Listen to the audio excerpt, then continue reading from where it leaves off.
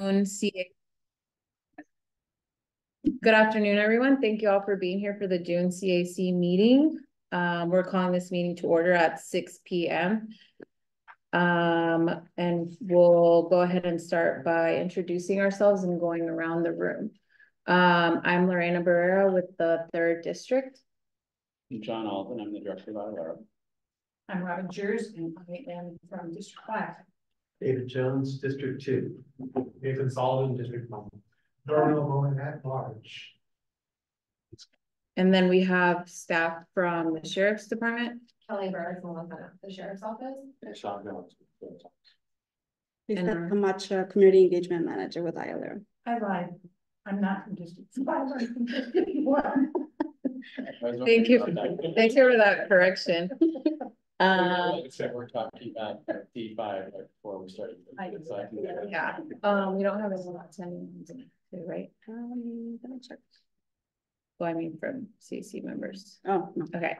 So we'll move on to item 2, approval of the April 3rd meeting minutes, which seems like it was like super long ago. Hopefully everyone had a chance to review them. Lizette sent them out in advance, and I believe they're on the county website. If you did have a chance to review, are there any comments on the minutes? Do you have any public comment on the meeting minutes? Seeing none in the room, and I don't think there's any hands raised from attendees on Zoom. We'll close public comment and bring it back for a possible motion from CAC. I moved to, oh, did you vote already? I moved to approve the minutes. Okay, is there a second? Second. Thank you. All in favor, say aye. Aye. Abstentions? You can still vote to approve.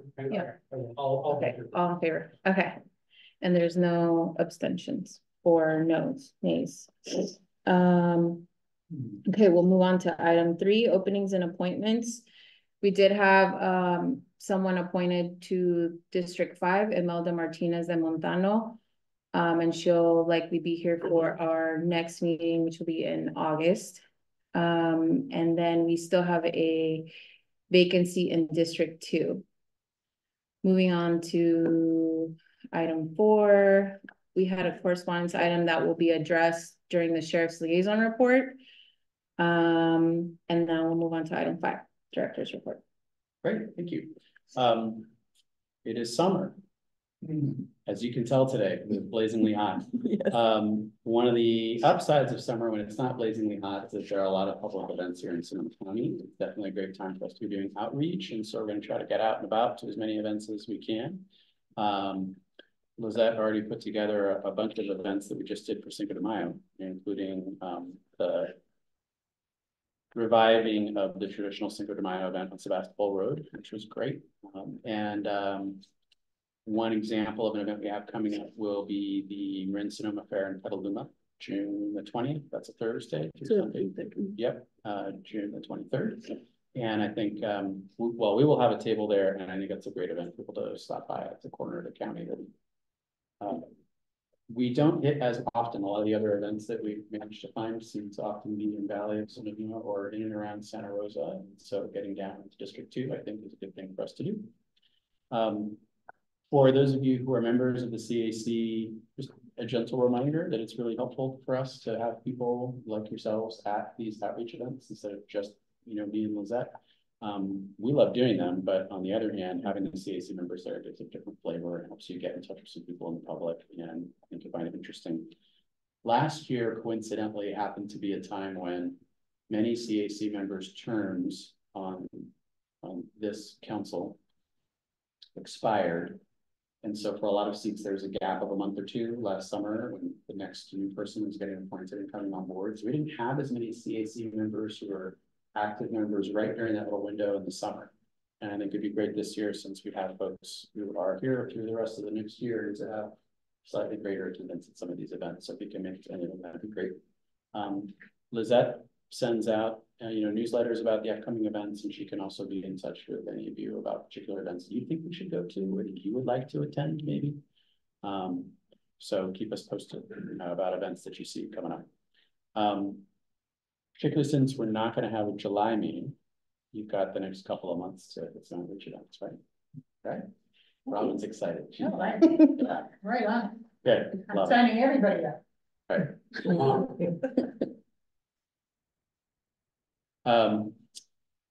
Next week, John Azevedo is going to be appointed to the CAC from the 4th District. So he'll be joining us in August. That's one of the slots for which there is no longer a vacancy on our list at the beginning of the announcements. We'll be doing more, introducing him next time. He's a past president of the Farm Bureau, and he works in the wine industry. And I think it'll be really great to have somebody with an ag background who's involved with CAC, because we haven't had that perspective yet in this group. And we heard a little bit about Imelda Martinez de Montano coming next time. I'm really looking forward to having her on board too. She's a small business owner. She's been really connected with community events in District 5, particularly in the Lower Russian River and Forestville. She's been volunteering for the Resets Collective. She's like someone who does health education through them as a volunteer. So I think she's got a lot of great perspectives that will be helpful too. A little update about budget for ILRO and the CAC. This is budget season here in the County of Sonoma. Back in April, after that April meeting that we had here, we had what are called budget workshops at the Board of Supervisors, where each of the departments could come and talk a little bit about what their budgets are and what their budget challenges are. So if you want to, you can go back to see our presentation at the Board of Supervisors in April about the budget. We made a pitch there to upgrade an existing position from temporary to permanent. And we also made a pitch there to add a new position at ILRO. Earlier this week, we got news from the county executive that those 2 ads are ones that she has recommended to the board that they adopt. That doesn't guarantee the board's going to adopt them next week when they do budget hearings, but I thought that was positive. These are changes that really have to do with how we spend our money. They will not result in a net overall increase in the funding for ILRO above and beyond the 1% floor that we already have. That Measure P guarantees us, but it makes it a lot easier to make changes like this because we have a guaranteed funding level. So I really appreciate everybody who worked on creating that funding level. This new position is going to be another auditor. So we already have 2 full-time auditors, 1 part-time auditor. This would be a chief deputy auditor who could help supervise the rest of that team and also do audits themselves. We don't have a civil service classification for a job like that right now in Sonoma County. ILRO is designed to have a really flat structure. So there are no mid-level supervisors in any of the job classes that apply to ILRO. Well, not any that have to do with the core auditing work that we do. So one of the steps we'll have to go through is go to the Civil Service Commission and have them approve creation of a new kind of job classification, so that then we can get the funding for filling that position and then go out and hire that person. So 2 steps. That first step of the Civil Service Commission happens tomorrow, 3 o'clock. And then the step with the board approving the funding happens next week, sometime between Monday and Wednesday as they work on the budget. And assuming we're able to clear those 2 hurdles, then in the fall we can start recruiting for this new position. So fingers crossed we'll have that. If you are thinking, well, how does this affect the CAC? I don't think that there's a direct effect on any of the work that you do. The funding that we have for the CAC is going to remain the same in the next year. And one of the things we use that funding for is getting CAC members to NAPOL, the National Association for the Civilian Oversight of Law Enforcement. That training happens in the fall. This year it's going to be in Tucson, Arizona in October. And so if any of you are members of the CAC and you want to go to that, I do strongly recommend it. We would certainly prioritize first anybody who hasn't been before, if they can go, right? And then roll it out to anybody else in the CAC who would like to go once we circle through the people who have never been before. So think about putting that on your calendar. Melanie Griffin is the person to talk to if you're interested in going. Yeah, it's on that. Yeah, that is, October 13th to the 17th. I think that's right. Sunday through Thursday. Thank you. And also maybe prioritize anyone who went and might have been like stuck in a hotel that was fit the whole time or anything like Yeah, that. I think if feel you're like that stuck would in a be fair. hotel We with couldn't- COVID and you're not actually in any of the classes, that doesn't count. I feel like it against doesn't. you. I didn't show the right skills to attend this conference.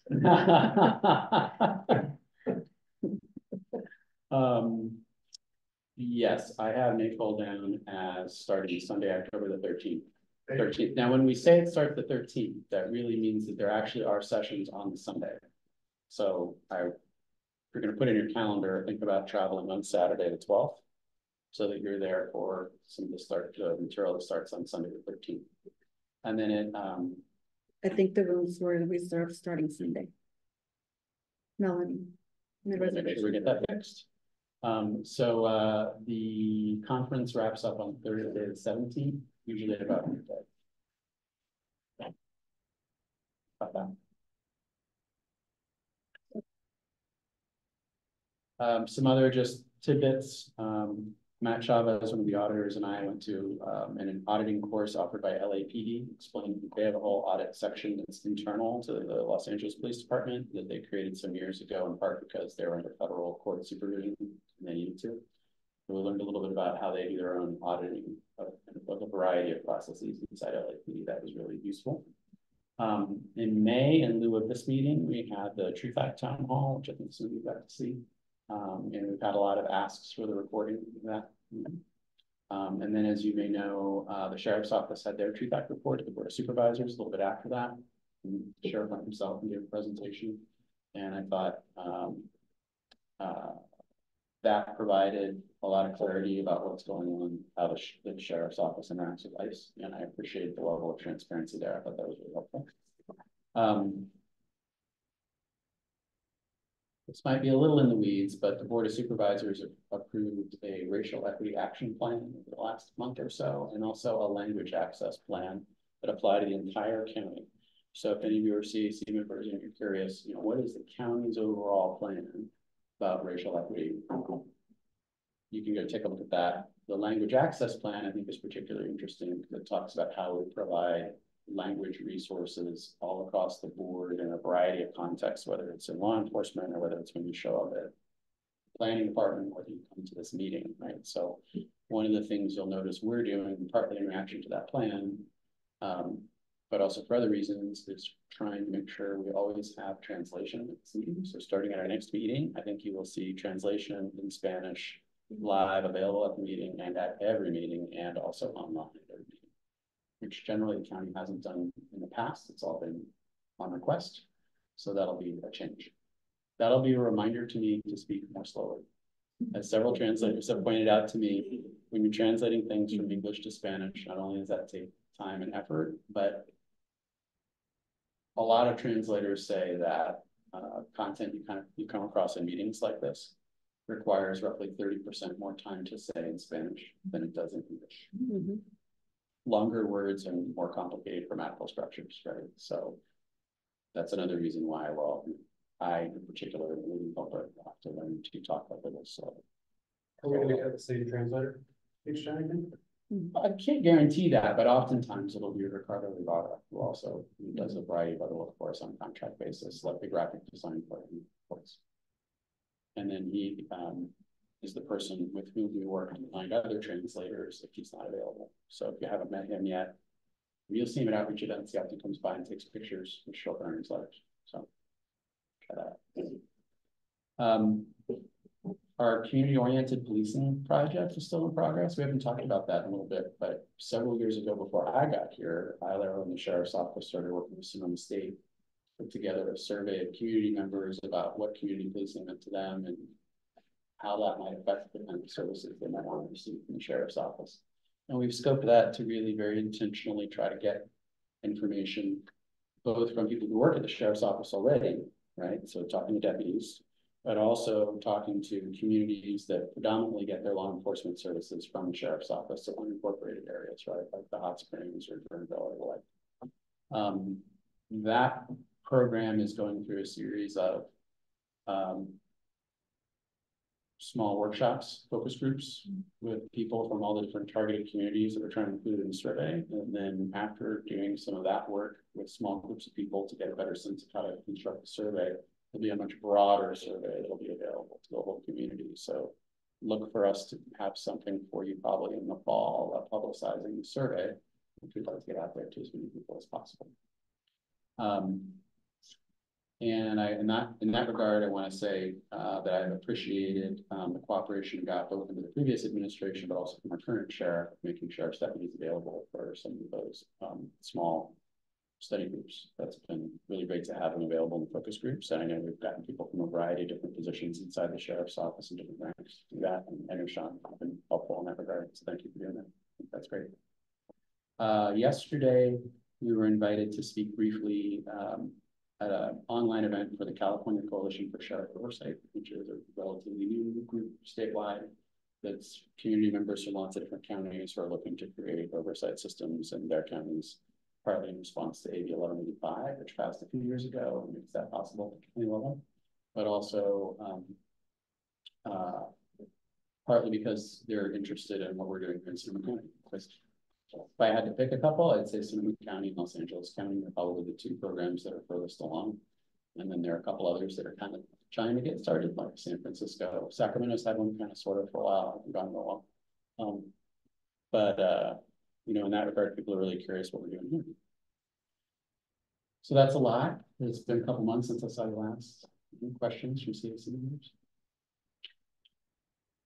I think everybody's got a question to start. Sean, how is the transition with and with you working particularly with the county administrator coming along? Oh, it's been fine. I haven't noticed any significant difference in the experience I'm having, but I'll keep you posted. If there's anything that changes as compared to how it was prior to that reorganization of the board of supervisors did about a month ago. And would it be a fair statement that this current budget season that we're in would be like the first major task where you would be working through the county administrator to get the budget approved? So what I'm asking is like, is this the first test? Well, sort of. It is the first budget cycle in which I, as the director of ILRO, reporting formally to the county executive, and she's been retitled now CEO and executive officer instead of county administrator. But that said, last year, I also had to work with the county administrator's office, as it was then called, on the budget and presenting that to the board. And I can't really detect any way in which that process was different last year than it has been this year. In terms of like who I talked to and how the process went and how the communication was, and like in both cases, it was a very positive and helpful experience. So while yes, this is the first major task that Christina Rivera and I have done through this organizational scheme, I don't know that I can show any way in which that process was different this year than it was last year.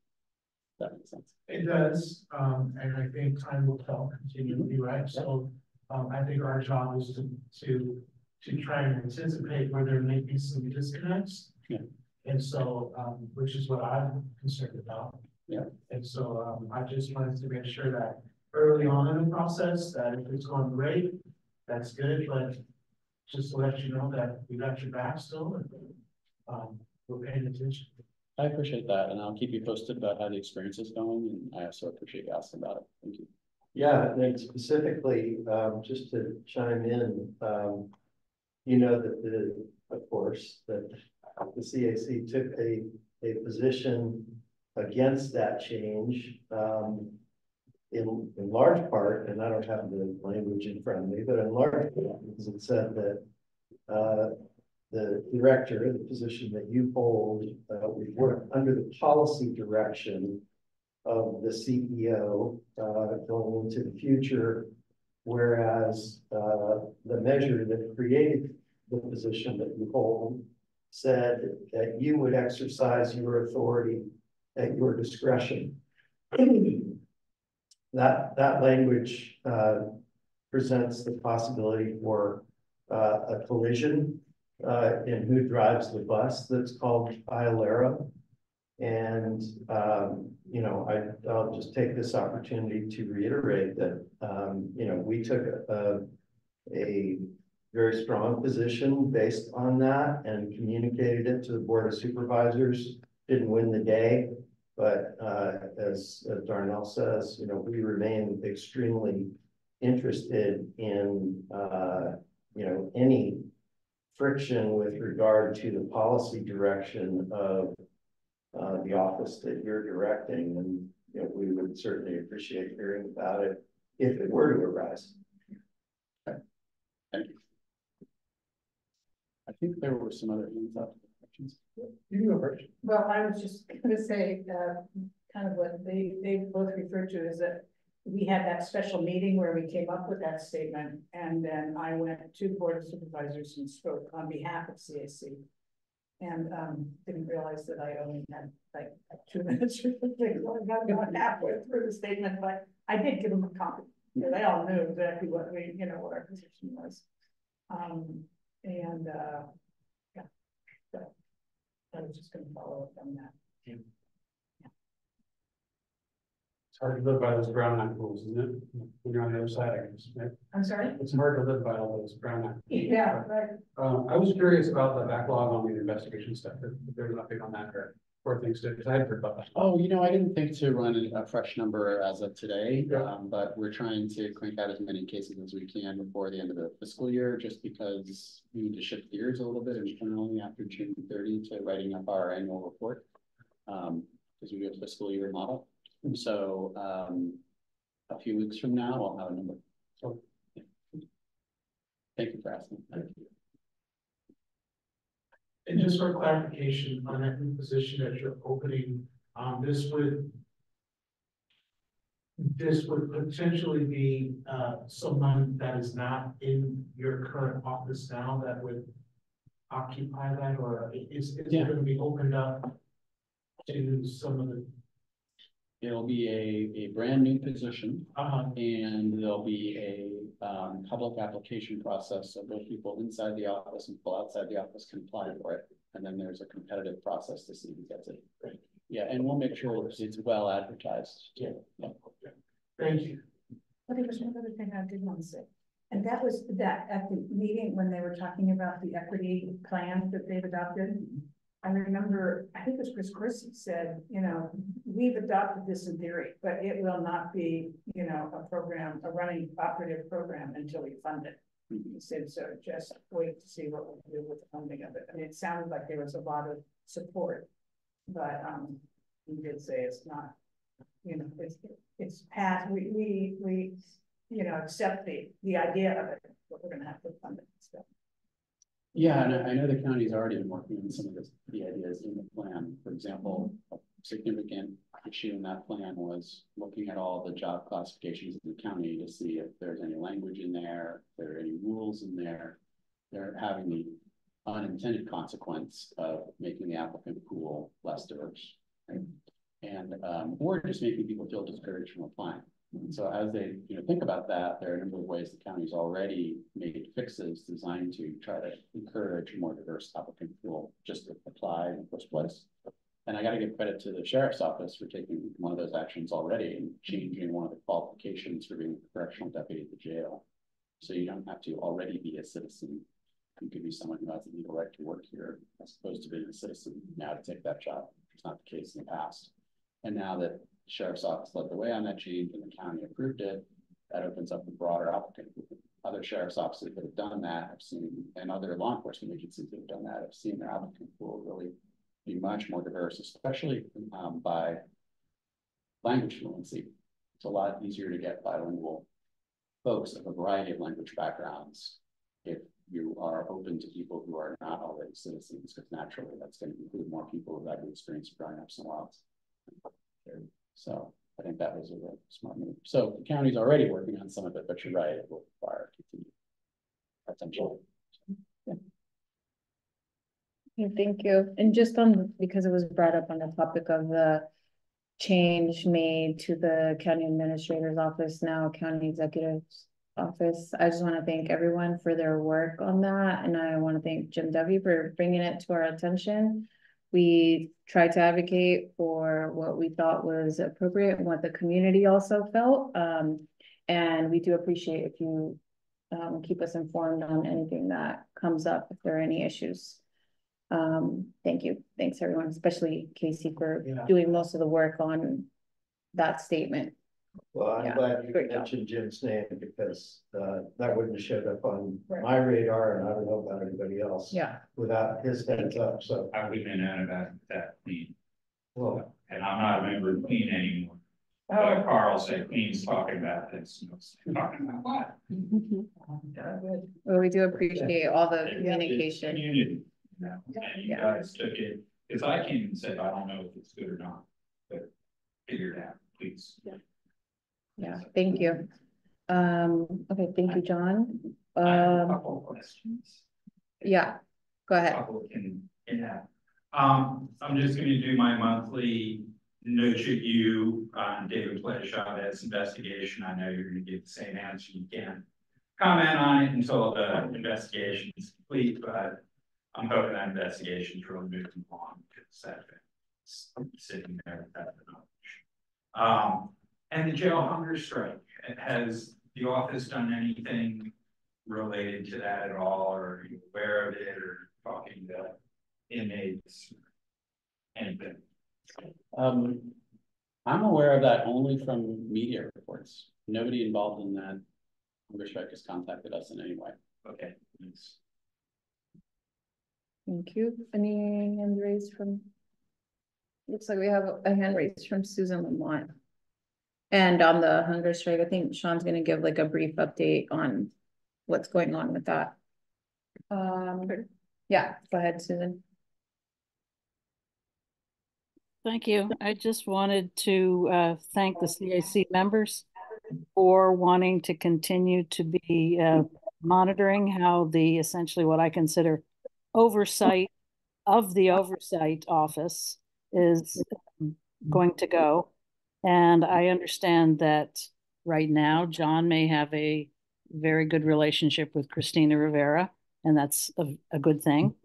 But if somebody else comes along in either position, those things could change. And so to be monitoring it all the time is an excellent strategy. And I appreciate the fact that you want to stay involved. Thank you. You. Any other hands raised? Yeah. Sonoma County Tenants Union? Yeah. Okay. Hi there. This is Michael Tatone. I've logged in as with the Sonoma County Tenants Union, but I'm not speaking on behalf of them. Actually just came here to ask a question. I'm wondering if there's an update on the investigation into the murder of David Pelaez Chavez. You know, it feels like every day that goes by, it just reminds me that like our community, we were really active against police shootings, and I want to see that at least the oversight agency is doing something about it. And I'm disappointed that the investigation, the criminal investigation, was shut down. But thank you. Thank you. Is that it? Okay. Thank you. Do you have a quick update on David? I do not, but because of SB 1421, once our investigation's done, a substantial portion of it will be available to the public. Okay, thank you. We'll move on to Sheriff's report. Yeah, so John referenced that article in the Press Democrat about the hunger strike, and asked that I be available to answer any questions that the CAC has on that. So I did a little bit of research. I'm happy to report that as of Saturday, the last incarcerated person has given up the strike, and there's no incarcerated person on hunger strike right now. But if you guys have questions about that, I've done a little bit of research and might be able to answer that. Thank you. which I don't know if it's from these folks here. Can you? Yeah, tell we'll us start with the what CAC members. What the hunger strike was about, I assume there were demands and participated and just kind of a broad outline. Yeah, so I don't know what was exactly in the Press Democrat about that. I think it was about COVID quarantines. And it was also conditions of, in incarceration, I think, plus COVID. Yeah, so, we started housing people in Solano County. And so when they go to Solano County and then come back, they're on a 5-day COVID quarantine. And they get released, their out of cell activity time is as a group. If they can be out together. That creates another OCA group that impacts other groups. So one of the complaints was having that group go into quarantine and now impacts the OCA out of cell activity for the other groups. That was one complaint. Another one was they didn't want to conduct they didn't want the facility to conduct fire drills on or during visiting hours. It really did impact their visiting because they had to lock down during fire drills. They wanted a better vendor for the commissary. There was a 3% price increase on commissary items. I think most, not all items, but there was a 3% increase on commissary items, and they wanted a different vendor. They wanted additional guards for hair clippers.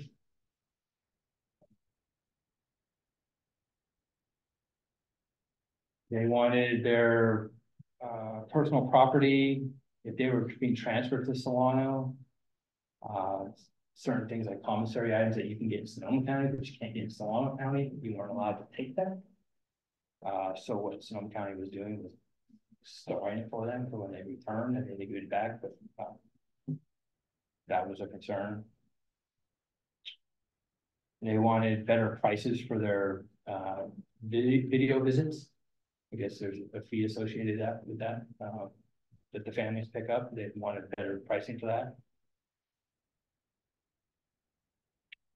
Additional personal visiting times.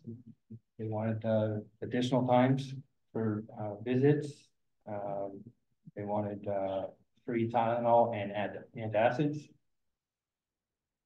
And they had issues with looks like the start time for that OCA.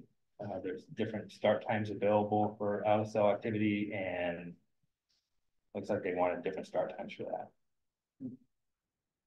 But as of Saturday, they're all back to no hunger strike. And how many were there? 45, I believe, from the Press Democrat report. 45. I have no reason to believe that wasn't accurate. The last holdout was Saturday. That's over. And how do those, like outside of protests like that, how would those kind of requests float up to the sheriff's office, like in a more orderly way, like without having to go to that extreme of hunger strike? Usually those, from my understanding, so it's not my division, so yeah, I could be wrong in this, but usually inmates will, incarcerated persons will fill out a grievance form. And whatever the grievance is, it will be investigated by a disciplinary grievance officer, and then they'll write them back and tell them what the result was of their grievance. Because those demands seem really reasonable. I mean, like really not.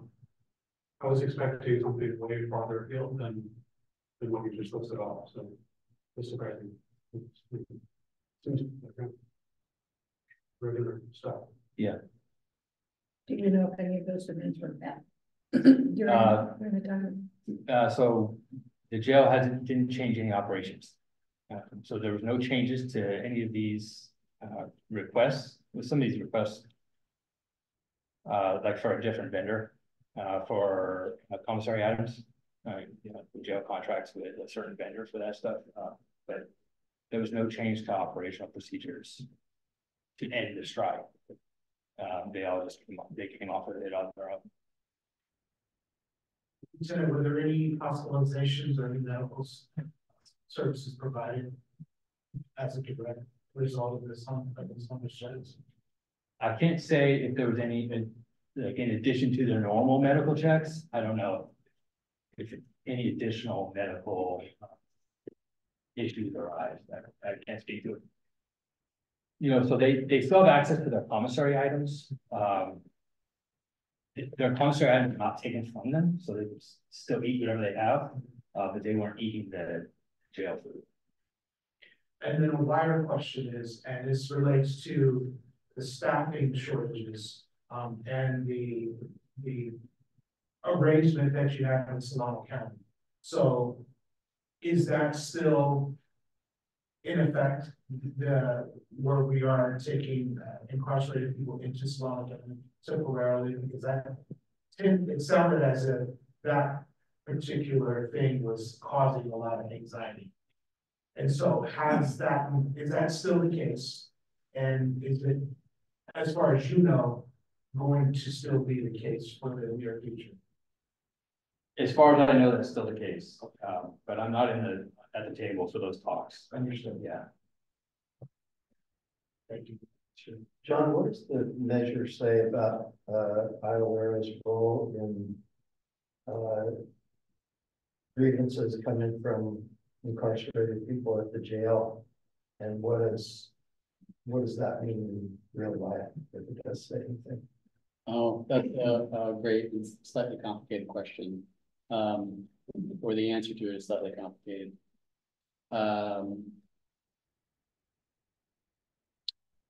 Let me try to give a brief overview, and then you can let me know if there's more about this you'd like to hear about.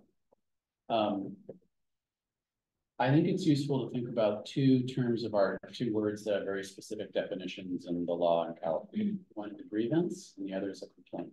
And those kind of sound like they're the same thing to an average person, but in the realm of managing a jail in California, they're quite different, and they have to do with different kinds of concerns. They're both concerns raised by someone who's incarcerated, right? But they're different kinds.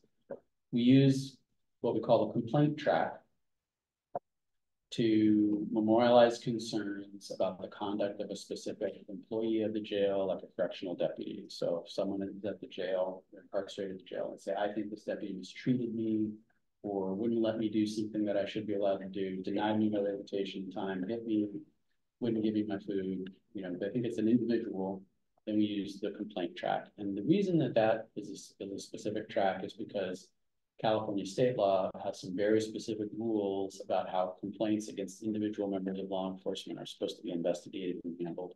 And it's a very detailed set of laws, and they're very similar. They are the same basically in a jail as they are with complaints about a law enforcement officer out on the street, say making an arrest. And those complaints then go through internal affairs, they're investigated.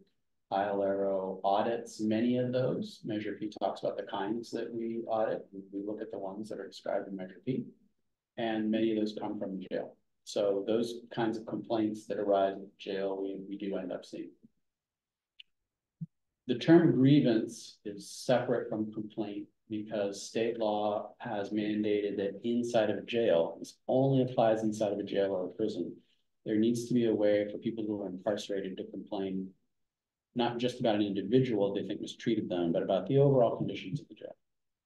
And we use the other term of our terms of confinement to talk about a grievance. So if someone is in jail or a prison, and they feel that COVID protocols are not being followed correctly, it's one of the issues that Sean was mentioning, then they can make a grievance. And you can do that in any jail in California and any prison in California. It's always called a grievance, and it's always tracked the same way. And there's a totally separate body of law about how those concerns through a grievance are supposed to be treated.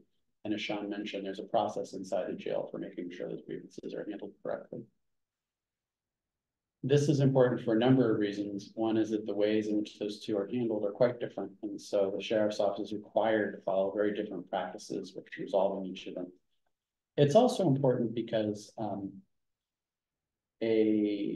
incarcerated person who doesn't like the terms and conditions, the terms of confinement that they're exposed to while they're in a jail or a prison, has the option of going to court and suing but only if they can show they already went through the grievance process.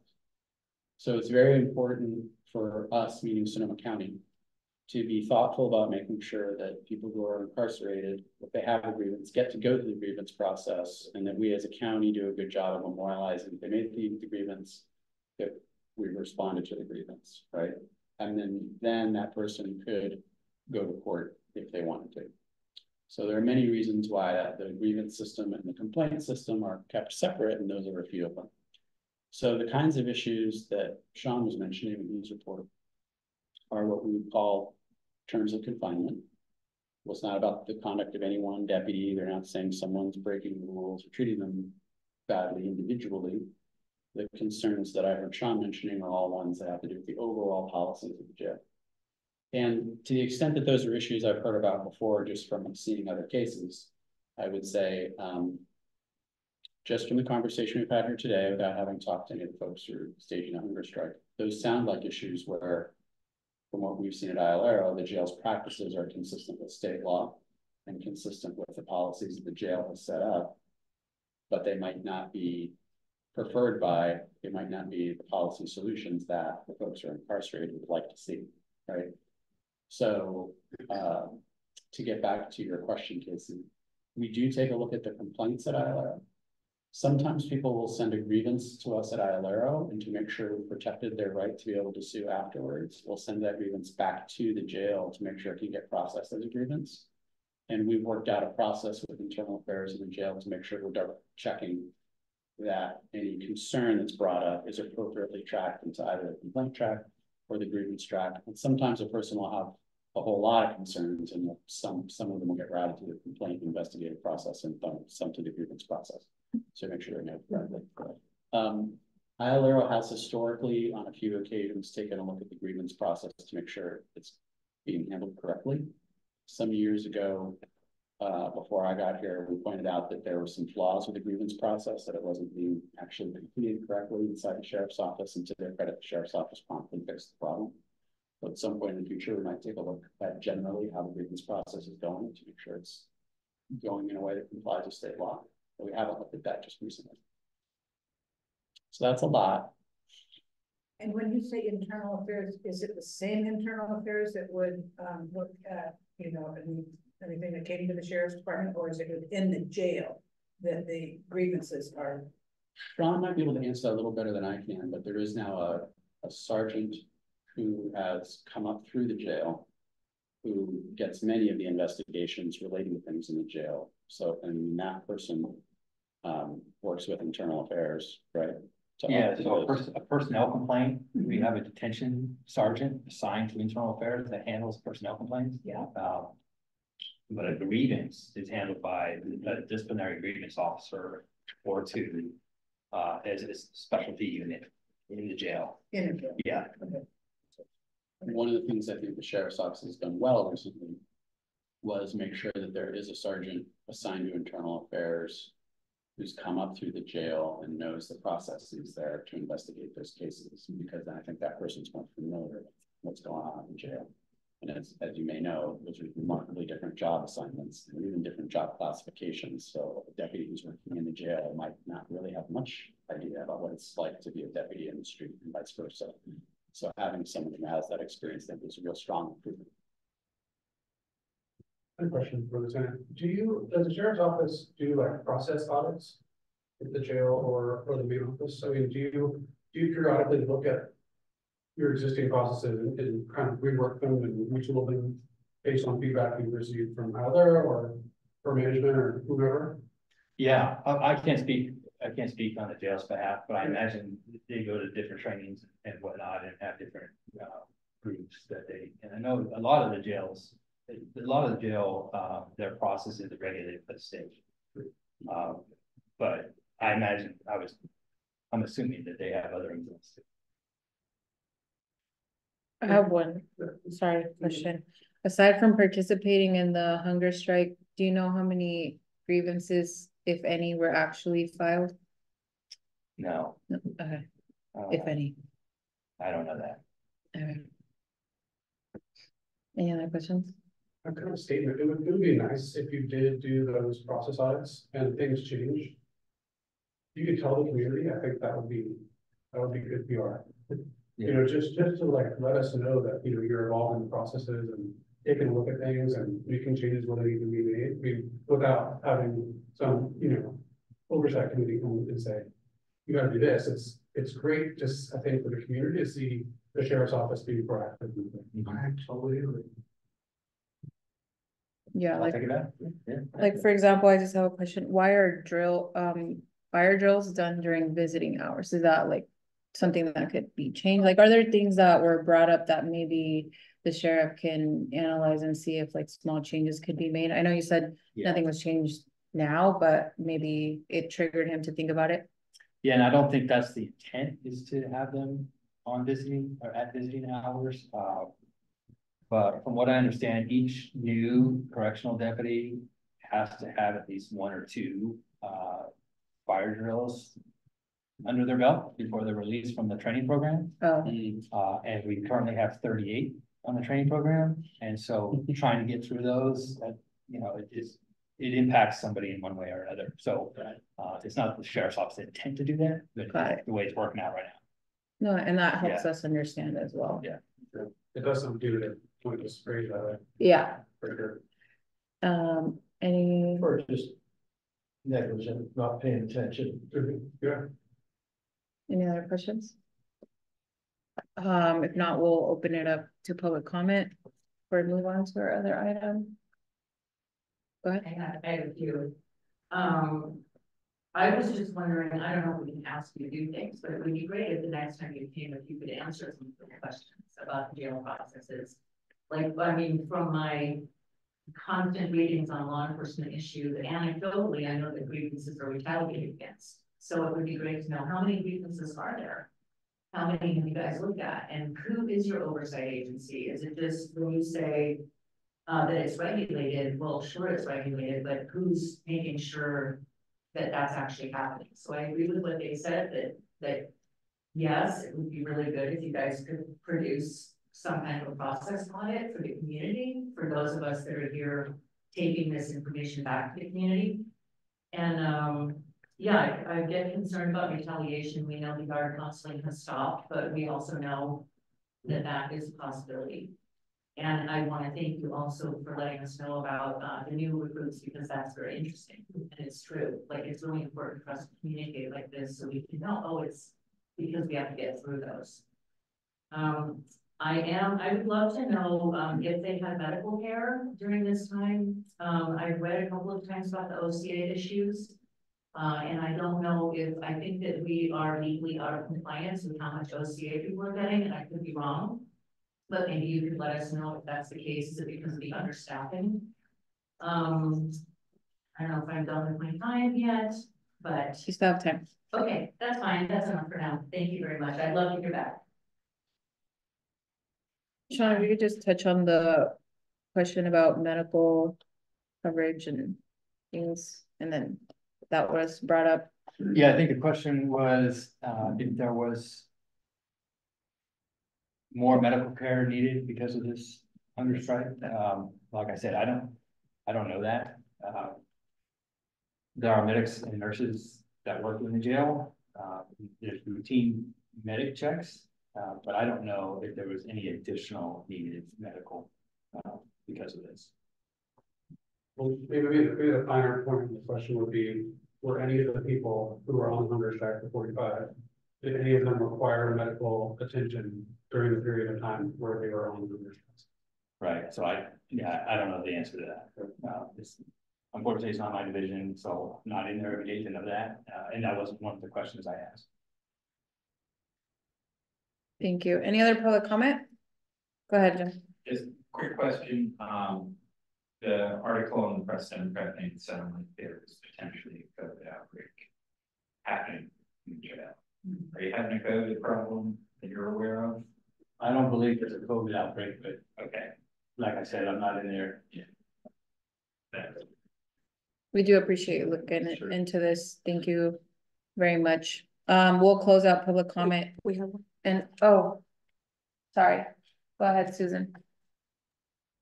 Yes, have we established that Sean is going to answer some of these questions either in between the two meetings, since it's like 2 months until the next one is a while, isn't it? Not until August.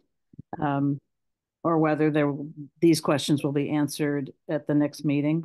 For instance, were grievances specifically filed related to the issues of the hunger strike and the issues about whether people got medical care? There's a number of questions that were asked that he didn't know the answer to. So have we established that he's going to get the answers? Thank you. Thank you, Susan. I think it will be helpful, Sean, if you take these questions back and maybe just provide a brief report at our next meeting in August. If there's anything new to report that's also related to the questions that we didn't have answers to that were brought to our attention today. So would the CAC want to compile those and email them to me? I can do my best. Residents are able to submit the email through the regular channels, and then that way Sean has the exact questions and he can try to get some answers. And we do understand, you know, there's still some stuff that's unknown, but we thank you for your efforts. Thank you. Sure. Okay, moving on to our presentations. Sorry, I'm just pulling up the agenda. To receive and discuss presentation conducted by the Sheriff's Department on the implementation of the Racial and Identity Profiling Act.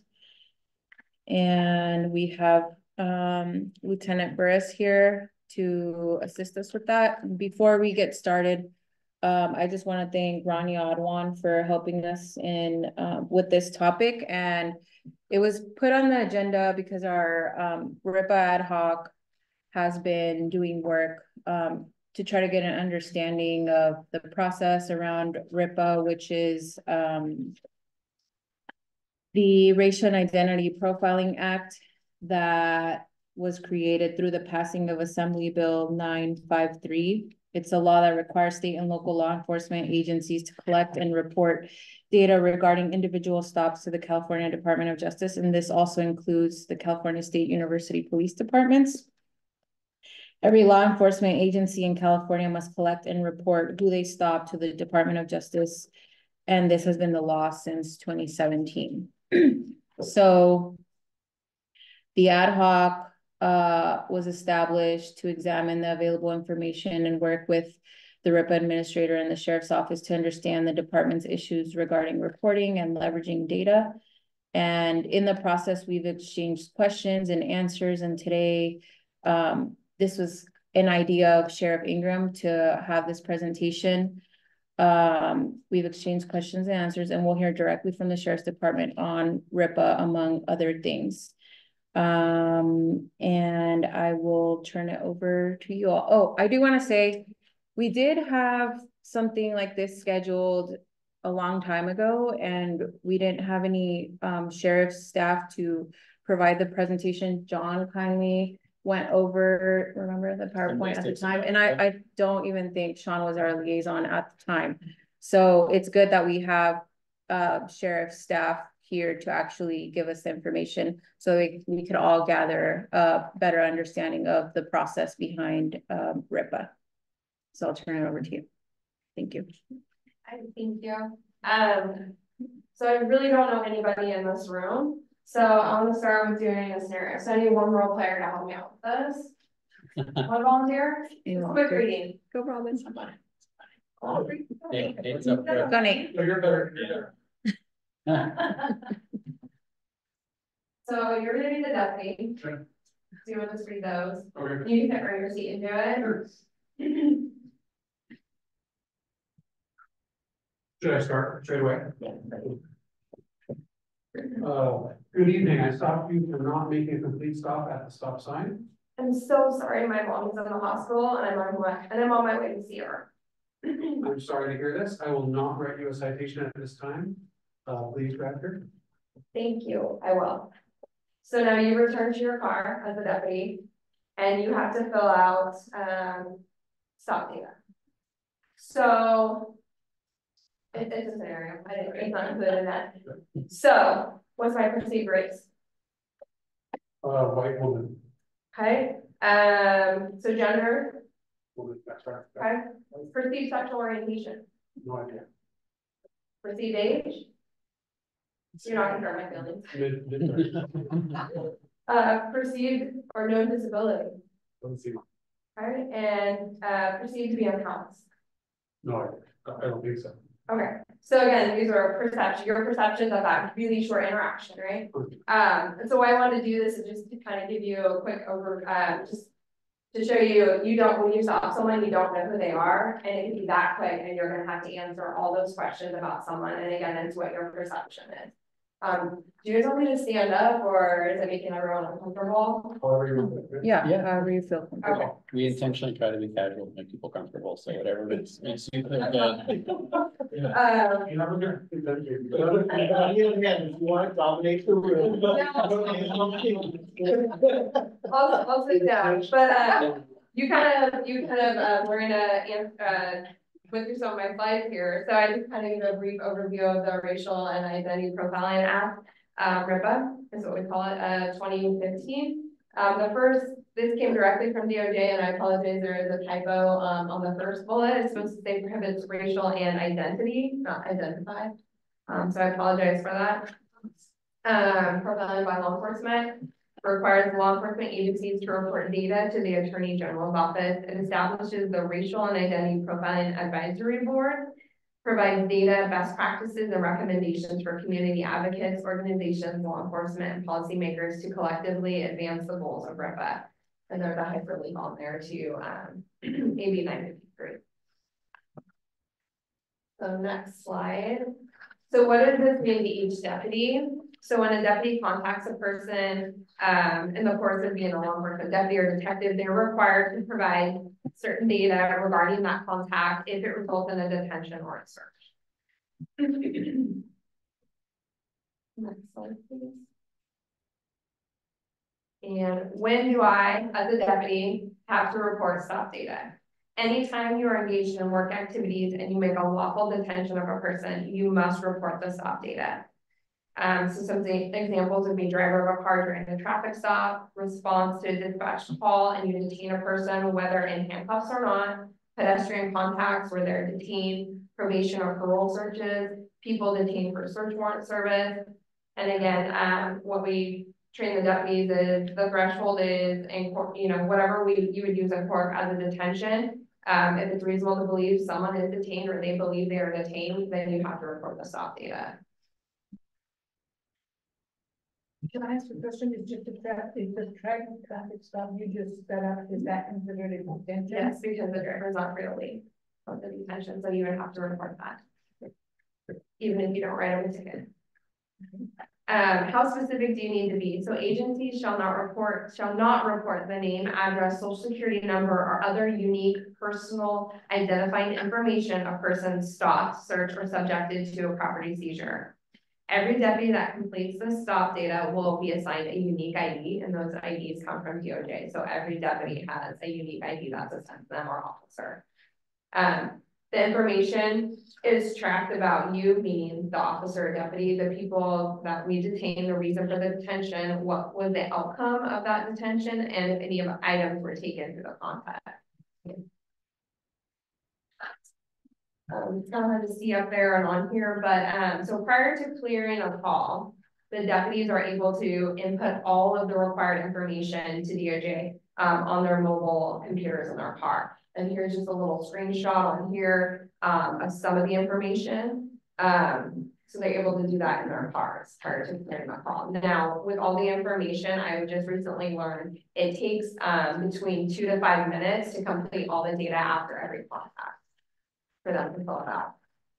Are they not allowed to go to the next call until they're done with that?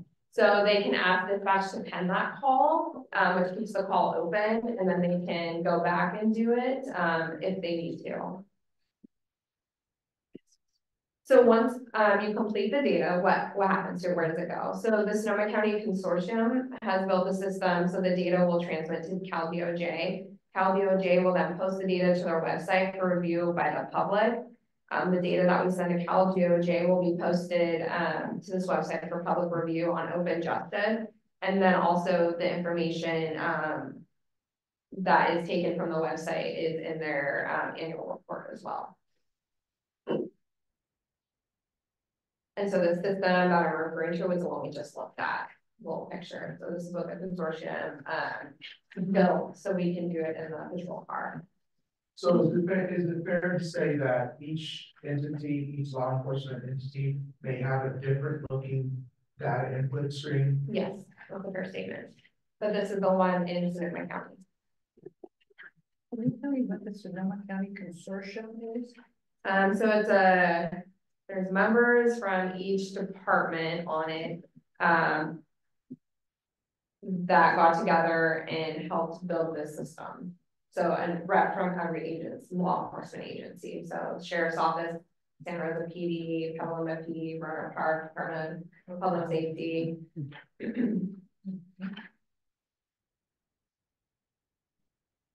So what data am I, meaning the officer deputy, am I reporting? So I did give a handout, and this is the stop data collection 2024.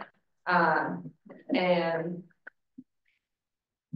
so if you want to look through this, it's going to tell you what we have to report. And then when it says select one of the following, these are the options that we have. One note to this is the gender of the officer on the first page at the very bottom. As of May 17th, 2024, DOJ is no longer enforcing that section due to litigation. So that has been taken out and we do not have to answer that question. So as you see, there's a lot of things that an officer or deputy has to answer to provide to DOJ after every stop, every contact. That'll take a while. It's taking about 2 to 5 minutes per contact. Do you have an average, an estimate how many stops are being conducted during a normal shift on average? So when you refer to stop, you just mean the data. Yeah, anything that would require this level of data to be in. So I don't have that number. I believe we are up to almost 7,000 contacts for the year from January. So 7,000 entries we've done. What I'm then trying to understand is on a normal shift, if it's a Wednesday and you're working at 12-hour shifts, how many could you, on average, how many could an officer see? Because if it's 2 to 5 minutes, but they're only doing 3 a week, like that's not a period. So I'm trying to understand.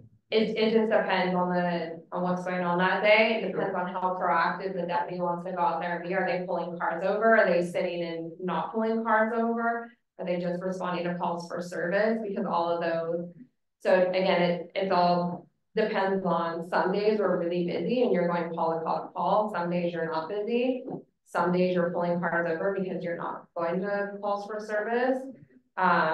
So it can vary. You can do 0 one day and the next day you can do 15. So it just depends on what's going on that day and how busy the department is. Okay. 7,000 6 months. The data I looked at showed about 2,500.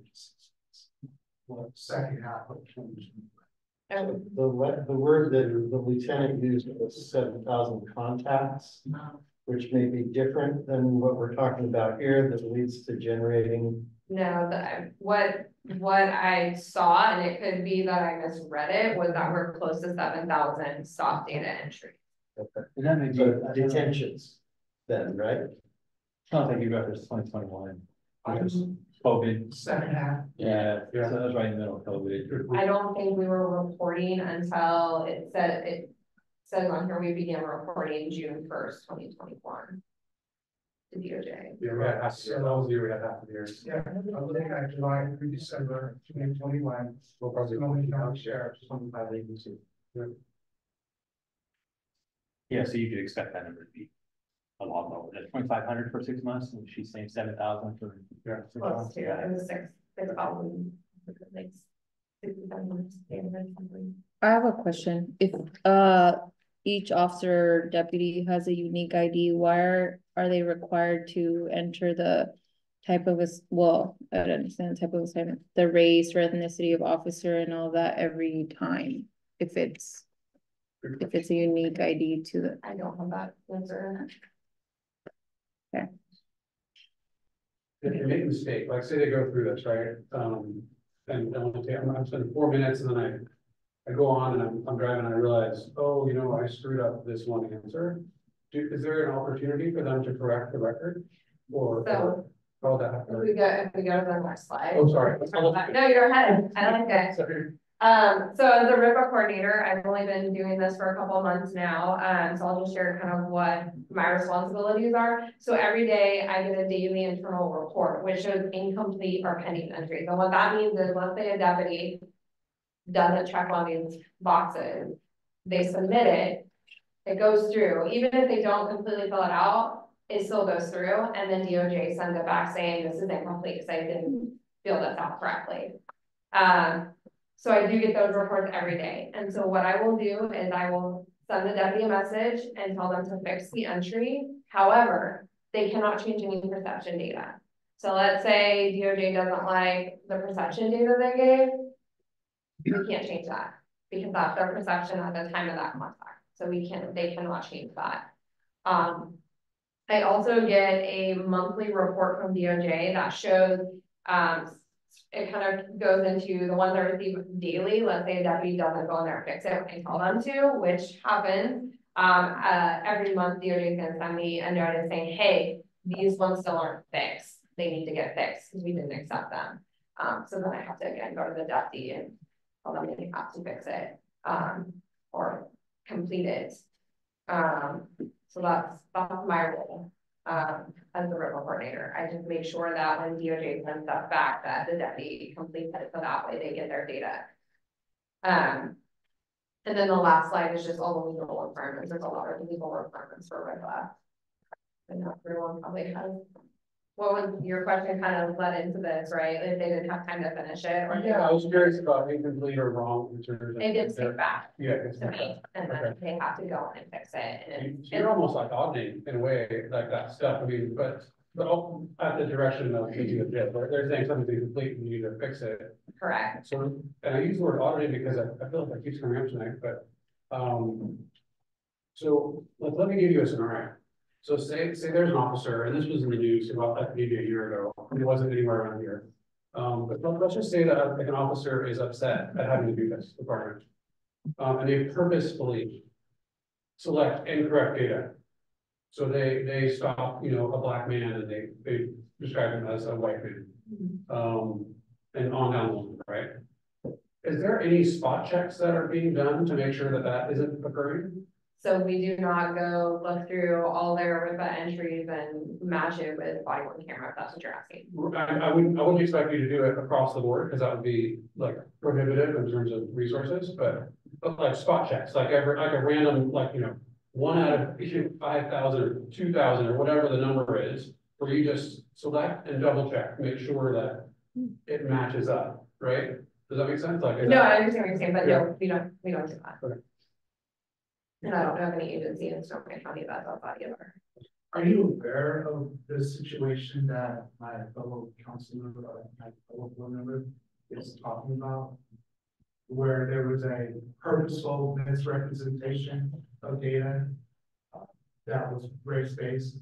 No, but I can see that being an issue because of the dishonesty thing, so I think there was probably more going on there, right? Right, so I think that's really our concern, is that if what you're saying, I mean, given the constraints of the system, that the officers, once they made a selection based on the perception, it can't be changed. Correct. How does the community then have confidence in the data that it's not, there's no misrepresentation going?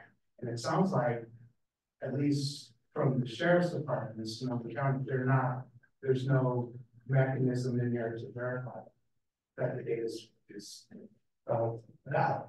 Correct, we don't have a mechanism to do that. We don't have it. If you don't mind me jumping in, but that's a problem statewide, because RIPA, there is a RIPA board at the state level that dictates all these fields that are collected and sets certain rules about them. And so this rule about not being able to change the perceived race information once it gets to DOJ is one that comes from the state. So all the law enforcement agencies have the problem that once, if theoretically there was someone in the agency that was intentionally submitting false information, there would be a way to readily go back and change that. And that's a policy decision the state has made, that they would rather have that data locked in when it's reported than to be able to go back and edit it later. And I can see For why. better, for worse. Yeah, I can see why, because I mean, David Brown was registered lawsuit. I mean, but the point is, I think that when we see data that's skewed, well, I mean, let's say skewed, when we see data that's inconsistent with the profiles of the community, it at least raises the hair on my neck, because I can see how the system could be misused. Especially when my perception, personal perception, is that based even on your scenario, this is something that the sheriff office does not like to collect. And our sheriff goes out of his way to make the point that it's the officer's perception. Whereas if the data is all wrong because it's based on someone's perception, that's irrelevant. Like, it's anyone's perception across the state, it's state law. So once we get past that point, what I'm interested in is how does the sheriff assuage the community that the efforts that they are taking are fair. And so what I'm hearing is that, you know, at least there's no checks and balances that you've taken any initiative to institute to make sure that the information is being used correctly. Something that, just to point out, right, so you said I was white, well, what if I'm not white? That's his perception of me, so it'd be really hard sometimes to go through and be like, well, they check that that person's Hispanic, but I think that person's white.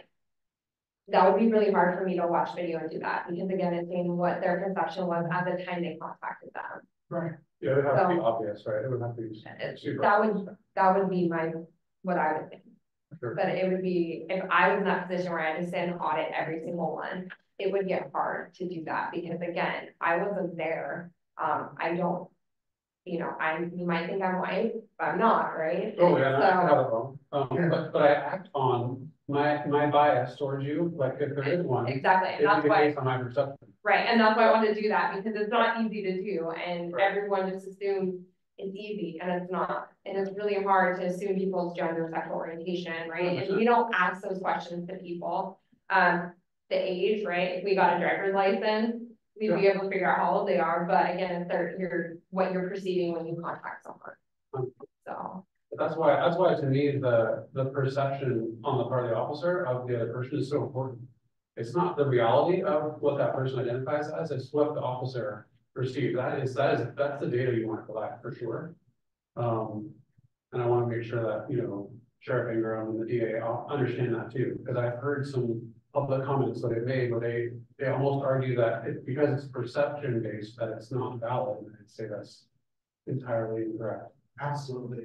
And more importantly, it takes the attention off of the real issue, which is there are some disparities that are clear as day, and it doesn't really regard the fact that you have the perceptions. It's like, you know, that's minuscule based on the larger issues at play here.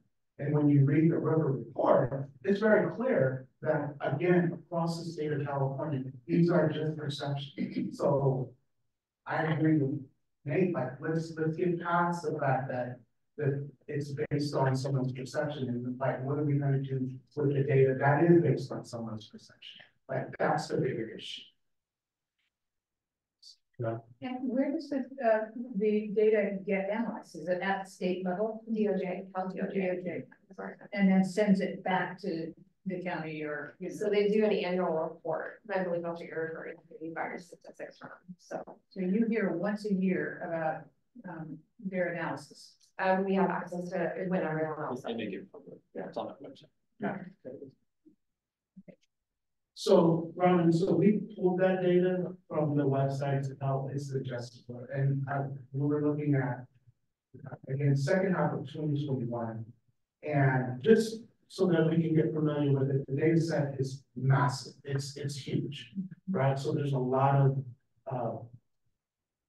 massaging, but once we were able to kind of get it to a point where we could actually look at it, I thought it was pretty revealing. And so our question to the sheriff liaison at the end of last year was, so for example, in Sonoma County, just the sheriff's department, not the rest of the entities, there was 2,582 stops that were reported on. And we broke that out by race. And what stuck out like a sore thumb is that 6.3% of those stops were people perceived to be Black, but there's only 2.2% of the total population. For Hispanics, 34% of the stops representing about 29% of the total population.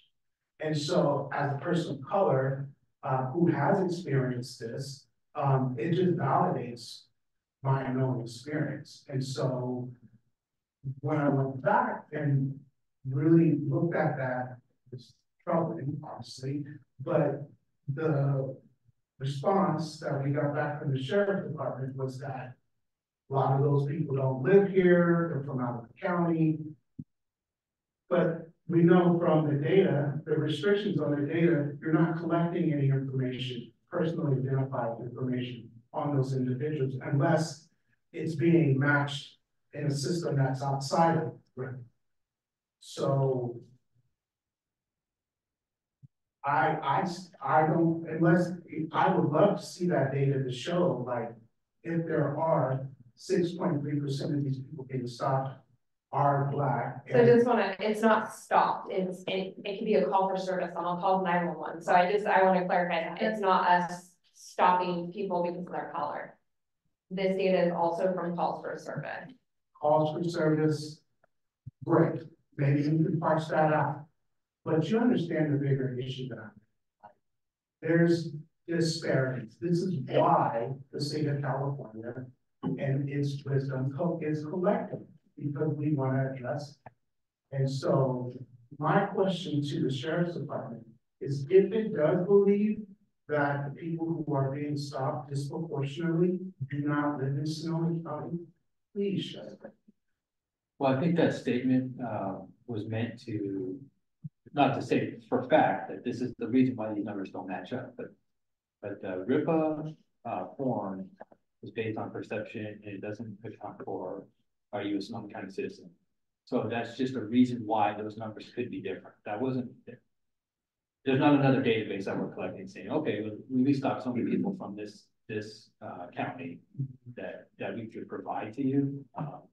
That was meant to be, as in, that's why these numbers aren't going to match up. Right, but there are other reasons why there could be 3 times as many. Totally. Yeah, absolutely. Yeah, so yeah, I think that's. I guess I understand why there was a sense of really, like, it could be X. Well, yeah, it could be all kinds of stuff. The fact is, according to the numbers I heard, it was 3 times. And so to get that kind of response from the sheriff's department, which is, well, it could be people from out of the county, like, what does that even mean? Exactly, and it could be people from right here in me. Like, if there's no data to prove either one, I'm gonna take the one that really more aligns with my perception, which is there's a problem. So I'm more interested in the solution as to why there is, and personally, I'm really tired of it's just based on a person, because I'm done with that. But let's move past that, because here's where we are. And so I'm interested, I'm not putting it on YouTube, but I thank you guys for bringing the information to the community. But now that we see it and we're all looking at the data right now, what do we do? Because there's a trust issue. That's what it comes down to.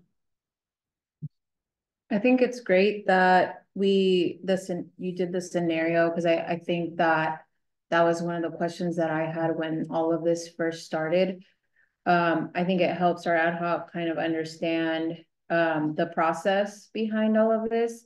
And as a group, we also have to do more work in looking at the additional data that's provided, because like you said, and it didn't even cross my mind until right now, that 2021 was still during like COVID, and maybe more people who are not white have to drive to work and don't have that ability to work from home. They have jobs where they have to commute. Maybe that's what the sheriff, like, there could be a lot of things that I think now from hearing the COVID comment that might have led the sheriff to say it was people from outside the county. Maybe they're coming to work here. You know, there's a lot of, there could be a lot of factors that we're unaware of, but it does help us to understand the process. And I think we do have to look at additional years to see if those similar trends exist in Sonoma County, so that it could help us kind of go towards our goal of, like, you know, looking at policy or making recommendations to change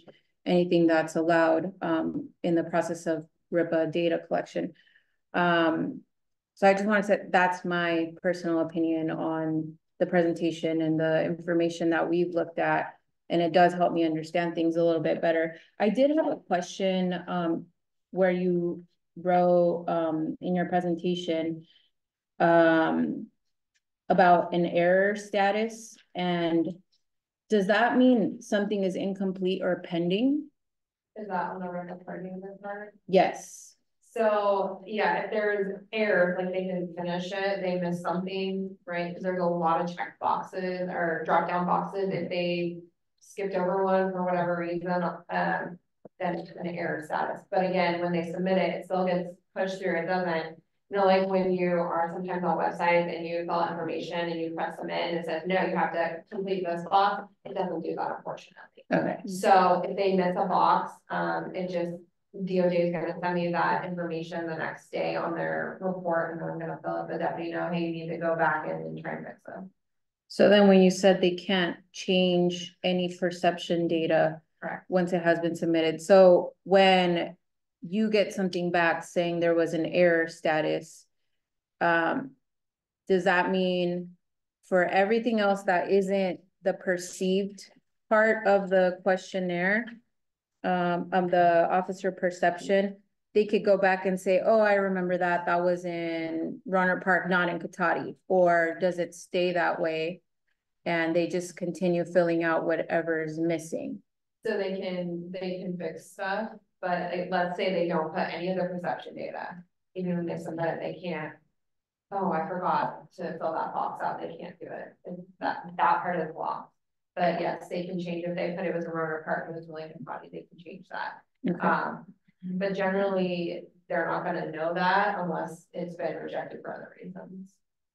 And so you're saying also they could leave the perception part blank and still hit submit because it doesn't give you, oh, well, that's. Yeah, we're trying that to. also impacts the data collection. That, I'm not an IT person, so I don't, I know we're working to make some changes, so hopefully in the future that, change goes through, and hopefully someday in the future where if something is left blank or not filled in, that it doesn't accept it until everything's completely. And is that something that the consortium? Yeah, the consortium would, that would be something like that. I think that would definitely have a lot of impact, because also if you submit something and then let's say later on you are able to, you submit something where you didn't fill in the perception part of the questionnaire, and then later on you make changes where you are able to add that information later, not change it, but if you left it blank, you have to fill it in. I mean, you might not remember what your perception was of the person that you stopped 3 months ago because, you know, a lot has happened. So I think that also impacts data collection. I feel like there's a lot that still needs to do, but it also helps. All of this helped me understand that, like, I didn't know there was some consortium, how do you say that? Consortium, yeah, that kind of helped create the data collection and submission process, because there is a lot that helps us kind of get that understanding of, hey, we probably shouldn't let people submit reports if all of these are left blank, or, you know, things like that, because then, Well, we should talk to. yeah. Maybe one of our next steps, is that something that body we could like sit in on or listen to, or is that closed door, do you know? I've never been a I don't know. so, I can find that out. yeah, we can figure it out. Yeah, that would be helpful, because I think, and this was kind of like our goal when we contacted you guys, and we didn't really know what questions to ask. I always thought like, okay, well, if I'm Mexican, so, and I know a lot of people who are from like certain parts of Mexico that are like super white skin, blue eyes, blonde hair, and if you pull them over, you might think white, but then you talk to them and they might not even speak English, and then then that impacts like how you see the person. Then you're like, oh, this person's Latino or whatever, and that's going to impact the information that you fill in. So I always use that as like the example in the back of my mind. But now that you went over the scenario and all of that, I have like a different understanding of the process. I don't know. I have a question on your second slide. You said that the act established the racial and identity profiling advisory board. Do you know who's on that advisory board? Who's setting up? I mean, are there community members? Are they all law enforcement? Are they who is on that? I Is there any racial mix? don't know the makeup. I know there's a lot of people on there. When it's on the website, and I looked, and there was a lot of photos on there. So I don't It's a state level board. It's the state level board, Robin, and there's police chiefs, there's academics, there's professors. I mean, it's a ton of people on the board itself. And just to be transparent, we contacted the Santa Rosa Police Department, Runner Park, Lizette helped us get connected. And we submitted the same questions because we wanted to get an understanding of like whether they follow the same process, which now I would assume they do, because from what you said, they're involved in creating this little form thing here. So I feel like maybe our next step is to figure out how we can eliminate some of these like loopholes that exist in the data collection. Thank you for doing this. This is great. Yes, you answered so many questions of ours. Like a lot of this for us was just data gathering, because we knew about RIPA, we knew the data, and we're like, well, how does it all work? So a lot of this was just foundational questions for us to kind of get us to the next step. Yeah, just to be clear on something you said, if the ethnicity is entered and it cannot be changed when somebody comes back later, is that because the consortium has set up its form that way, or does that come from the state that it can't be changed once it's So I either don't have the direct answer, but I'm gonna assume it came from the state, would be my assumption. Okay. That DOJ probably told them they can't. They don't want it to be different from county to county. But the thing about being able to press submit when you haven't entered race or ethnicity, that can't have come from the state, because that's like failing to enter the central piece of information. I agree with that. It's the law is seeking. It's a work in progress, like I said. Your required field for sure. No, Right. that's So And it could be a required field at this point. Right. That's like it. We talked about that a little bit. I know they were making some changes this week. It seems like things are changing constantly, so I know that the consortium was adding some things with DOJ, so that could be something that was fixed this week. I don't know, see it on Monday, so. Go ahead. If memory serves, I think that was interesting, it did come up with RIPA, like, should all of these fields have to be filled out, or is it okay with some of them blank, because sometimes you might not know the answer. I think that's already been debated at the state level. So we have to check. Yeah. You'd be stunned at how much detail the RIPA board has got into about this, which is why this is such a long list, right? I mean, it expands every year. Yeah, one of the central things that's being sought here is what are the ethnicity data on detentions. Well, Yeah. if you can pass the detention into the system without identifying the ethnicity times 1,000 or 10,000 or 100,000. And then you can't go back to jail. Yeah, I mean, that's, anyway, there's much to be learned there. But again, like I said, I do imagine it came from DOJ, but I can follow up with the consortium. Let me ask a general question. So we've got all this beautiful data here. There's a ton of it. How is it being used inside the sheriff's office? That I don't know. Like I said, I've only been in this position for a few months, so I don't know prior to me what the data has been. So you've never seen a bulletin come out or any type of interdepartmental training to review what the analysis is? There's no internal board that would be looking at this. Is a lot of good data. And it just seems that it's not being utilized. But I don't want to assume. Yeah, I don't know that. I'm not involved in the RIPA, but as far as outside of RIPA, I don't know that data is being used. Maybe the consortium is looking at it, I'm not sure. So you don't see it in any type of training or any type of officer updates or. So we have a lot of stuff that we have to do per post. Mhm. Like are you talking about like bias policing, that kind of stuff? We have to do training and we have to do that by post, so. Yeah, like in relation to RIPA itself, no. I can't think of a bulletin that came out about it.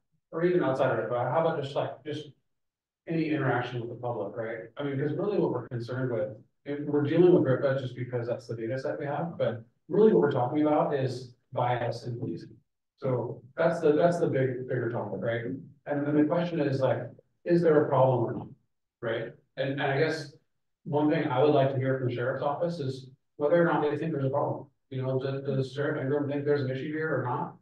And if so, like what's being done to address it? Well, I think, sorry, No, you can. I think to answer that question, the sheriff would have to have an audit. To go back to Darnell's point, saying, do we have a problem? And how do we look at that? And I think that's, he's welcome for the ad hoc to present, hey, we think this should be the process for how you audit this. You guys come up with something. By all means, yeah. Well, I think like we got an example from our whole discussion, like in talking to you guys, one of the problems that could lead to maybe the sheriff not knowing is that deputies could submit a report without checking the boxes for all the perceptions of the person that they stopped. So one thing that our ad hoc would work on, and this is just an example, would be like a recommendation to say, create a process where deputies are not allowed to submit a report where there are blanked where there are sections that are not filled in on their perception of the person that they stop. And that would be something that we would submit. I mean, those are just like the kinds of things that we plan on looking at and taking into account when we work with the sheriff on getting an understanding of like what the issues are, how can they be addressed? And like Darnell said, that's like a big question. What are we doing with the information? Because I feel like the state has, you know, their goals and maybe it could be like a push to try to prove certain things that they think are going on, but it also helps individual departments determine like what's happening in their jurisdiction. So I feel like one of the issues from what you talked about is how you could forget things, you could submit stuff without checking boxes. I think that's like a big problem. And the individuals that are in this consortium thing, are they all law enforcement like staff, or is it residents from the different? That I don't know. I know though, I only know of one person on there and he is retired. So. Okay. So I don't know who else is on there. Okay. And there's also the one argument about, well, maybe the people don't reside here. I just wanted to address that a little bit too, because I would just propose that doesn't actually matter. Right, like, so their county of residence is kind of material. I mean, if there's a bias in policing in Sonoma County, I mean, we have like, this is a multi-billion-dollar tourism area, and we don't want to get the reputation of bias policing when we want people of various backgrounds to come visit and spend their money here and not have a fear of being like, you know, pull over. Completely agree. Pull over a student, right? And I agree with you, it's immaterial. Yeah. They're county residents, it's only when you're comparing it to the county statistics Right. that it matters. Gotcha, Yeah. right. And again, it doesn't differentiate between were we sent there, right? Or did we initiate this ourselves? Totally. It doesn't talk about that either, because it could be 98% of all of those were just calls for service, and not going and proactively doing anything. Yeah. Because it was kind of COVID time, and we weren't out making traffic stops and that kind of stuff, often, so. So the better data source is really from you guys, not Ripple, right? I mean, that's really kind of what we're saying is the in-house data that you collect on all the stuff that you're doing, your work product essentially, that really is what we want to look at and make decisions based on and determine and ask the question, is there a problem or not? Well, that's the data we should be using. And there's secondary issues. So when you look at the state's data set, and I'm gonna speak very generically, but it was saying something like people of African American descent were perceived to be African American, were more likely to be pulled over, and statistically less likely. But how did you know that they were pulled over? That's my question. Let me finish. The people that had data collected on them that were identified to be seen as Black and they were searched were less likely to be found with any type of contraband. Like when you look at and compare that across races. So that's a secondary level of analysis that, again, at the state level, I did not see that in Sonoma County. But that's the type of information that I think the community is looking for. Like, we want to make sure that we're uncovering all of it. And if we're collecting this data, let's use it. I'm not going to argue on whether they've been stopped or if it's a request for assistance or where they're from. The data is the data. Right. Right. So, like, until we can get to the fact that it is what it is and let's deal with it, like it's only going to, I think, prolong the ability to actually reach a some solutions. It's not even. So how the sheriff is analyzing this data, I think is one recommendation I'm gonna definitely push for, because there's a lot here that, again, I mentioned, it's a humongous data set, but there's a lot of insight in there that's gonna validate what people have been saying all along.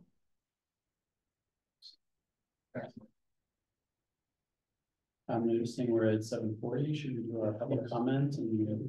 I just want to say thank you.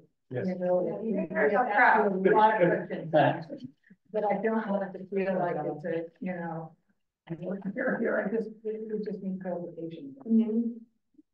Yeah, and we do appreciate Sheriff Ingram, you know, being open to letting you guys come in and talk to us and explain all of this, because we also don't want to make assumptions, that we want to educate ourselves so we know what's going on and help the sheriff's office be able to help the community with addressing the concerns that the community brings to our attention.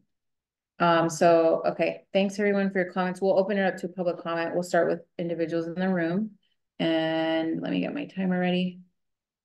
Okay, Jim, go ahead. 3 minutes. I just want to start off thanking Lieutenant Burris for, phenomenal job. And I want to thank the CAC for the really thoughtful way that you're working on the RIPA data project. Because it is something that the public asked you to do. And it's huge and it's confusing, and you want to really get confused, you can sign up for the RIPA board's emails, and you'll get a couple a day depending upon which subcommittees you sign up for, because they got 1 million subcommittees, and they do have community activist groups, ACLU, NAACP type folks also on it. It's it's a very broad cross section that's on that board. So there was a question that was asked about compliance audit being done for the data collection. And I just wanted to point out, I'm pretty sure that Petaluna's contract independent police auditor, as part of what they're planning to do this next year, is going to be a compliance audit for the Petaluma Police Department with how they're doing with RIPA. So that might be something to look at. It's a firm called IntegraSure. Are the folks that are doing it. I've got the president's card if anybody wants to text it. But I think they're doing that. Or I may have it. Thanks. Thank you, Joe. Any other questions? Yeah. Yeah, go ahead. Yeah, we are, sorry about that, but thank you. And I thought the skit was really useful and illuminating, so thank you. But also I wanted to say, I'm a little less concerned about the road officers putting in the wrong info, because with the info we have, it's always so skewed. And I was going to refer to what you brought up before, which was, we have it on our Clean website, a webinar that we did where sociologists broke it all down. And it was absolutely just night and day that, you know, encounters with people of color that were searched, like exactly what you said, I just want to reiterate it. Contraband was lower, stops were higher. So that's pretty glaring, even without, you know, even with people being able to leave blank spaces, even with some people that might lie, I think it's less of a concern. But I also am really glad, because I think this is really, really important information, and so we need to do it. And we want this stuff to get resolved. So anyway, thank you, and thank you guys for the work that you're doing. I'm a community member, you know, but we just keep showing up. Thank you. Yeah. Thank you for doing that. Thanks. Anyone on Zoom? No, no hands raised. See, yeah, Susan, oh, she's there. Okay, seeing no additional hands raised, we'll close public comment and bring it back to the CEC. Any final comments? Just want to say thank you. Yes. Yeah. Thanks so much.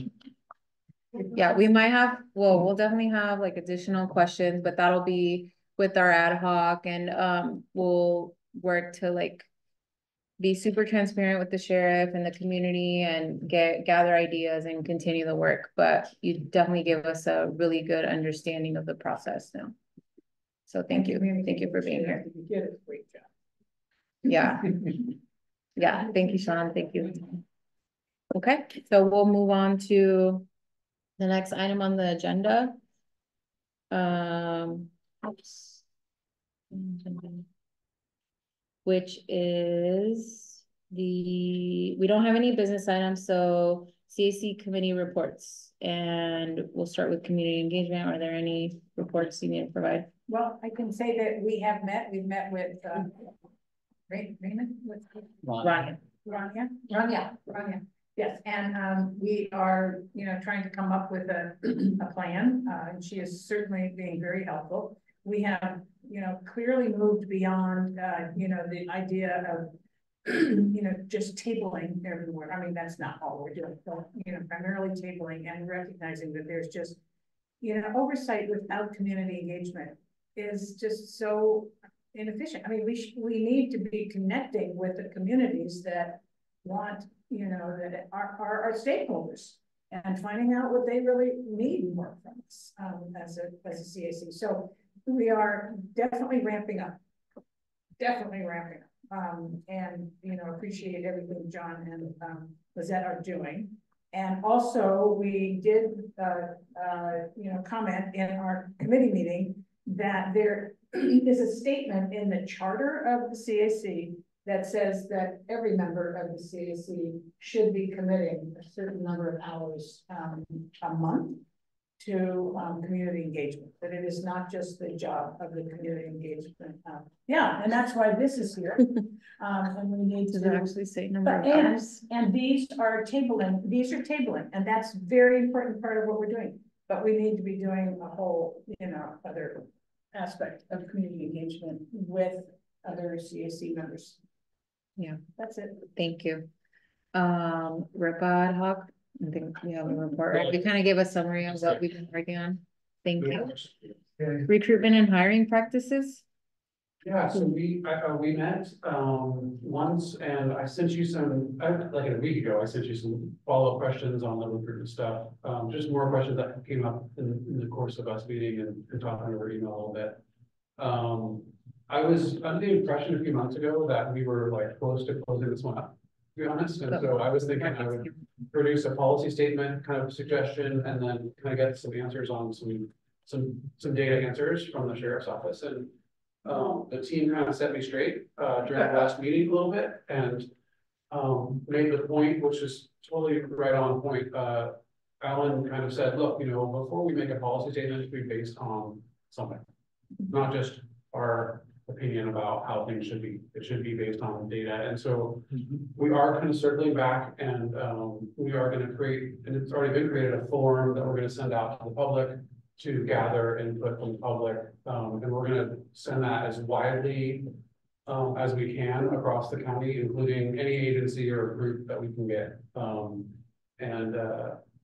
Along those same lines, Nancy made the point, I think, which goes along with the reaching out aspect, that we need to actually go and present in front of some organizations locally to kind of just let them know what we're doing and get feedback and kind of direction from them on that as well. So we're not closing this ad hoc anytime soon, it turns out. So we'll do that over the summer. Hopefully I can maybe say like fall timeframe, we should have like hopefully a policy statement and some data results from the questionnaire.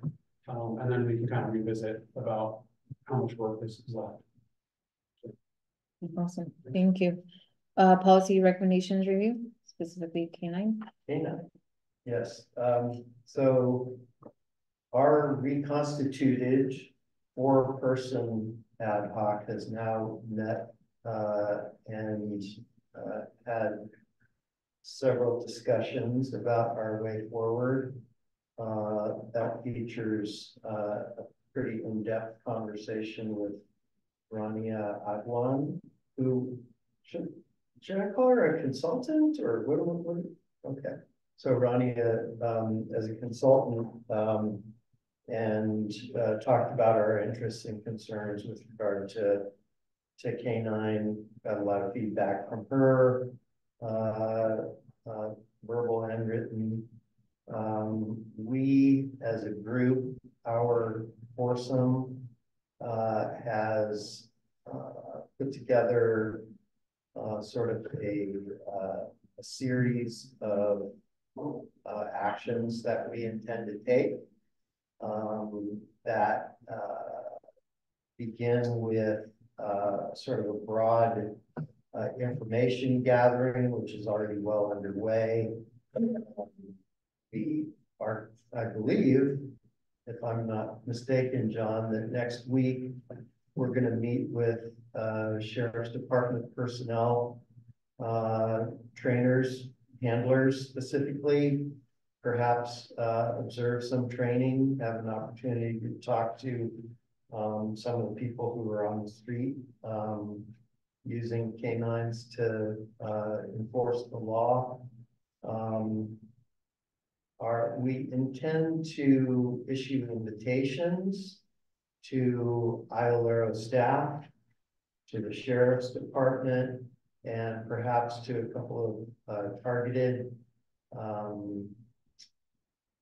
I'll call them community groups. We kicked around the idea of inviting representatives from Clean, from ACLU, from other interested parties to come to something that we talked about as a town hall, to make presentations that might be shaped around questions that we would pose as part of our invitation. Thereafter, it would be our intention, after all of that, now that I've summarized, our intention would be to come up with recommendations as we deem appropriate, our ad hoc, to present them in a regular CAC meeting for adoption by the CAC, and to be communicated to the sheriff, board of supervisors, and appropriate others. So that's kind of the game plan, and we've got it phased out over the next few months. we would expect to be able to complete that by fall, by October is kind of what we have in mind. And, you know, the major thing that's going to require a real gathering of a lot of people is that town hall, and trying to coordinate that with the appropriate presenters that we will invite. So yeah, that's what our plan looks like. That's very detailed. Can I just circle back around to the community engagement, because Yeah. one of the things that we talked about was, I mean, if we're going to do things like town halls and, you know, and community presentations and stuff, that we should have a format for how we do that. So that we're not just doing a random one here and a random one there, and but that there's some cohesiveness to the various, you know, engagement activities or events that we want to stage. Okay, that's also good to. So the thing that we imagine, we kind of created a draft schedule that imagined such a thing in August, and Rania, I said smartly, August means speech to, you know, as many people as can get there. So one of the reasons we're canceling so the July September, meeting. so, you know, whatever discussions we want to have about a wider look at how do we want to do those along the lines that Robin said, that would have to take place before our September, or we'll launch the maiden voyage, and we'll see what it looks like. Thank you. The evictions ad hoc, isn't that what George? Yeah. I don't think we have anyone from that ad hoc here, Okay, and I didn't think know so. that ad hoc I think is smaller than it used to be, so Okay. it might be down. Okay, we'll move on to open time for public comment. This section is intended for items not appearing on the agenda, but within the subject matter or jurisdiction of the CAC. Does anyone have? We'll start with Jim. Real quick, you don't need Yeah. 3 minutes. Okay. Quick announcements, Cotati and Petaluma are establishing civilian oversight boards, real civilian oversight boards. Brown Act meetings, very much like the CAC is doing. Both of them are looking for people to apply to be on those boards right now. So if you know people who live in Cotati or Petaluma and would be appropriate, please encourage them to apply for these boards. Thank you. Thank you. Thank you. Any other open time comments? No? No hands raised on Zoom. We'll close open time. And move on to item 11, request for future agenda items. Are there any requests from CAC members for future agenda items? You also have time to email us. It'll be for the August meeting if anything comes up. Well, I think part of it would be circling back with the questions that we had for.